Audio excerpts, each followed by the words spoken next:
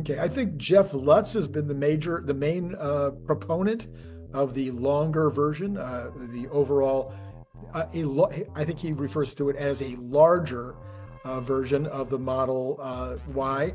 I think in his mind, it's not even necessarily a less expensive model.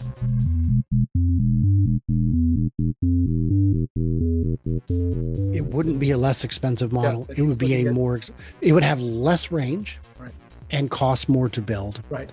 And I don't know if the SUV market wants a slightly larger Model Y. I don't think of the Model Y as even a crossover SUV. I think of it as a tall sedan. But it is.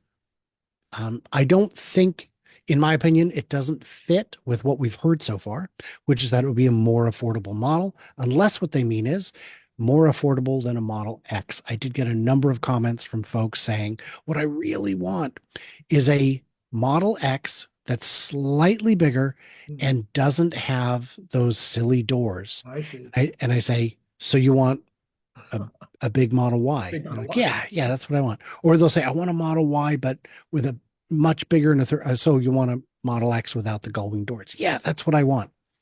And I would agree. Those doors are still problematic. They're still, my buddy has one. It's one of the refresh models. The paint still rubs.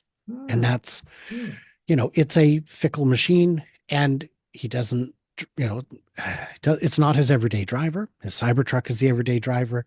And even still, the passenger door opens part way. And it's like, so this one's up and this one's kind of up, like an adorable puppy with one floppy ear that cost 130 grand.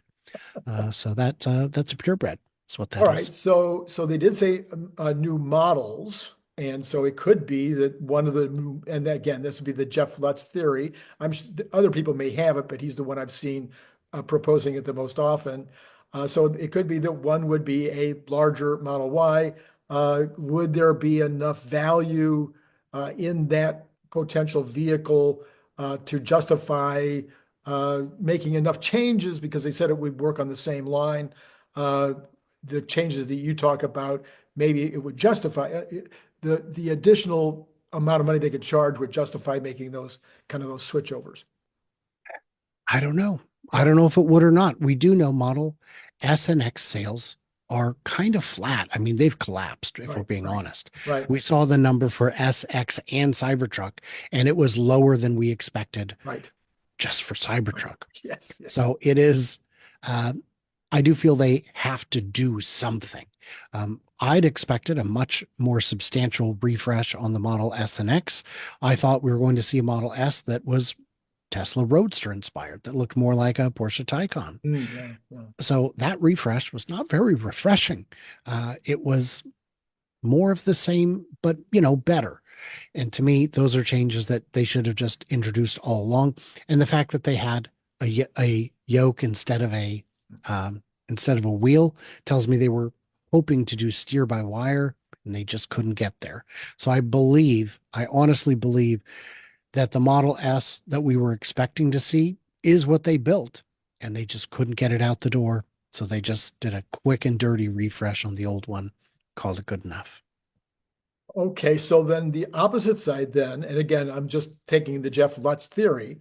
The opposite side would be that you take the Model 3, or maybe the Model Y, but probably the Model 3, and you turn it into a hatchback that might be a few inches shorter with a much smaller battery pack, maybe 50 megawatts. Kilowatts, megawatts, that'd be wonderful. Thousands of miles of range. Kilowatts. Anyway, I always get all these. It's all right. Yes, I'm old. Anyway, let's see. So you make a much smaller battery pack. Now, what do you think about this? I think somebody said you eliminate the glass top altogether and you end up with a metal top.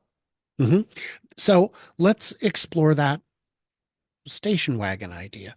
So first of all, we don't call them station wagons. We call them shooting brakes or saloons or whatever it is that isn't station wagon, because that name is uncool. Right. Well, here's the thing is, people my age don't necessarily have that impression of station wagons. To me, they're kind of cool and retro. Even the Dodge Magnum, which was a station wagon, I thought was very cool. I think enough buyers are under the age where those weren't cool anymore that it would sell. You got more atoms, that's a problem, unless those more atoms come with a cheaper solution, specifically a metal roof. And maybe you decontent it as well, but I don't know if you have to. Your idea of a smaller battery would save money for sure. It would save thousands. So, I mean, even if you just did a Model 3 and just put in a much smaller battery, you're going to save a lot. But by changing it into something new, something exciting, by just making it a hatchback, making it a wagon type, I think you could have a winner on your hands there. And I mean, maybe even don't put glass in the back, make it like an old, panel van kind of thing, like a Chevy Vega. My brother had his windows. I don't know if he had them removed or if it didn't come with them, but it looked very cool as a wagon with no back windows. You don't need to see out those windows when you're not the one driving. I think the goal is still to get a lot of wheels on the road, because those are going to be robotaxis at some point, at least according to Tesla.